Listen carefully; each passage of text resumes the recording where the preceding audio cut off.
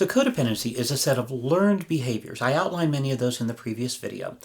And these learned behaviors are where we try to take responsibility for the happiness, well-being, and often the behaviors of someone else. This becomes a problem for us because often we develop this sense that it's our job in a relationship to regulate the emotions of someone else. We can sometimes develop this sense that that's where our worth comes from. People who view themselves as fixers often struggle to show up with confidence and security in their own relationships because their role in that relationship is so dependent on what they can do and how they can regulate the other person.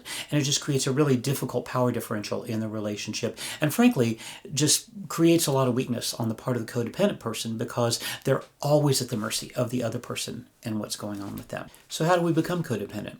Well, in a nutshell, we learn to be. When we find ourselves in relationships with people who are struggling, we find ourselves adapting our behavior to try to accommodate and unfortunately sometimes enable them. The term codependency came out of the addiction treatment community in the 1970s. And clinicians recognized that family members of addicts would change their behaviors to try to stop the addict from relapsing or engaging in whatever chaotic behaviors were causing difficulties in the family. Not only in terms of addiction, but also in cases where there's profound mental illness in a family. Family members can find themselves making significant adaptations to try to work around the person in the family who's struggling. That person kind of becomes the center of the family dynamic, and everyone else kind of does this dance around them to try to accommodate them and help keep them from making things more difficult. It's kind of a coping skill in a relationship because you've got someone that you love, they're struggling, and you don't want them to struggle and you don't want it to create more difficulty and chaos in your life. It's only natural to learn to try to do things that may help that. The problem is that these coping skills are adaptive until they become maladaptive. They may lower the temperature in the moment, but they also endorse patterns in a relationship where we suddenly start to take on personal responsibility for the affect and behaviors of another person. And that can become a very destructive pattern in any relationship. This could be in the present. Maybe you're in an adult relationship where this has developed. It can also originate in our family of origin. Maybe we had a sibling or a parent or other family member that was either in the throes of addiction or had profound mental health. So we can really develop codependency in any stage of life. I find it often happens in family of origin, and we don't begin to recognize it until we go through the therapy process and start to identify these behaviors. Because as a kid, they just seem natural. You don't know any different. And so we develop coping skill behaviors over time. You know that these things show up, and you just learn that if I will hide out in my room, or if I will make sure that I'm not getting in trouble at school, or I won't state my own feelings and needs as a child, then I will not inflame the situation elsewhere in my family. Now, there's another way that, especially in our family of origin, I find we can develop codependent behaviors. When we grew up as children with just difficult parents. And by difficult parents, I mean parents who may have just been incredibly aggressive, possibly abusive, perhaps extreme discipline patterns in the family, or families where parents were just dismissive or emotionally unavailable. Now, sometimes that could technically fall under the umbrella of mental health. We can also find this in cases where parents have narcissistic or even sometimes hyper-religious patterns and behaviors. All of these things can create dynamics where the children in the family feel like they are somehow responsible for regulating the responses from their parents in given situations. And it can actually cause the kids to either be dysregulated or hyper-regulated, and they don't learn how to name their feelings, how to express their own needs in relationships, and then they carry that into adult life, and it can wreak havoc in our adult relationships as well. And so I think it's important important to recognize that codependency does not only come from families where there is addiction or profound mental health. It can come from families where children just get this sense that they're in an oppressive environment. And often kids don't have words. They don't name it. They don't know there's anything different because they only have one set of parents. And that's just all they know. And they don't necessarily go to school and start comparing notes about how their parents discipline them or what the rules are at home and how some kids may have more freedom or engagement from their parents. Kids don't naturally compare notes in that way. And so you can go your whole childhood and well into adulthood without ever realizing that these patterns had an origin in your childhood. We can become hypersensitive to very small cues.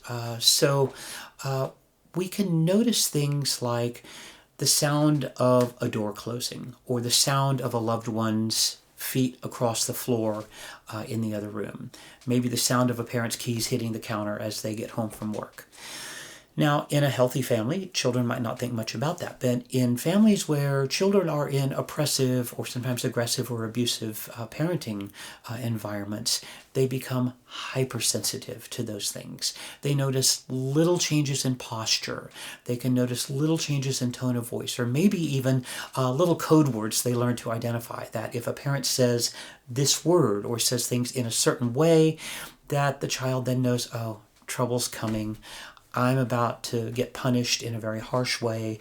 And so kids learn very early to adapt their behavior based on those tiny little cues that can come up as they're growing up.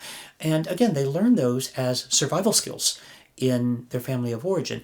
They then bring those into adulthood. And when we are hypersensitive, hyper-reactive to little changes in tone of voice or just other little behaviors in our partners, one, we can personalize those things a lot and take them on even when they have really nothing to do with us, which can create a lot of communication difficulties in a relationship. It can also cause us to just really struggle to allow our partner to have a hard day. Because we tend to take those on, we then develop this sense it's our job to regulate them. And the more we try to do that, the more it just kind of upends these natural patterns of empathy and compassion and holding appropriate space for our partners in our relationships. And so when we go our whole lives without recognizing that this was a problem as a child, because we didn't know any different then, it can really show up in our adult relationships and create a lot of difficulty.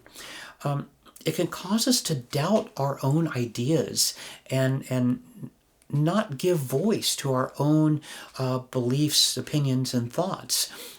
We can find ourselves in situations where we just kind of give in to other people, whether it's a romantic relationship or a work relationship.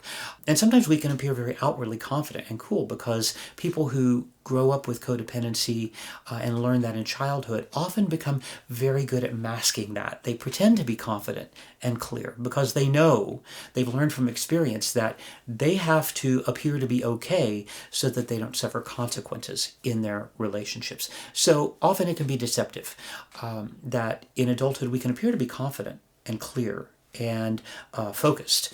But behind the scenes, we're doubting ourselves and we struggle to assert ourselves in ways that are productive and communicative, collaborative in work or family relationships. It can make us be profoundly intolerant of criticisms or displeasure by others. Sometimes other people are unhappy with us or they disapprove of what we do, and we just need to give them space to be that way. It's like, okay, you get to be upset about that. I may even apologize for it, but I'm going to let you calm down, cool down, and then we'll talk about it. In codependency, that's often not on the table. In codependency, we really struggle when people are upset with us or maybe just upset in general, maybe having nothing to do with us.